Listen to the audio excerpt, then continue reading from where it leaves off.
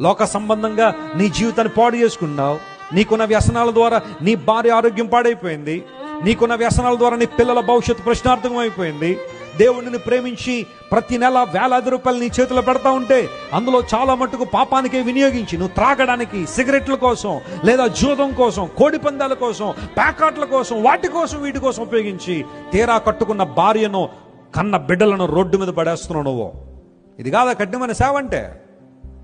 ప్రయాసపడుతున్నావు నువ్వు, కానీ నీ ద్వారా లాభపడుతుంది మరొకళ్ళు. ప్రయాసపడుతుంది నీవు, నీ ద్వారా లాభపడుతుంది మరొకడు. ఈరోజు రాగలవా నీ జీవితాన్ని ప్రభువుగా అప్పగించగలవా?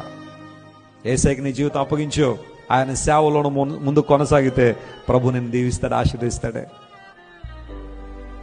ఒకటి ఈ మాట మరలా ఇక్కడ చెప్తున్నాను. చాలా మంది కష్టపడతలేదు అన్నారు. ఎందుకు కష్టపడతలేదు అని అడిగాను. కష్టపడింది ఏది లేదు. నీ చేతి పనిని ఆశీర్వదిస్తానన్నాడు దేవుడు. కష్టపడితే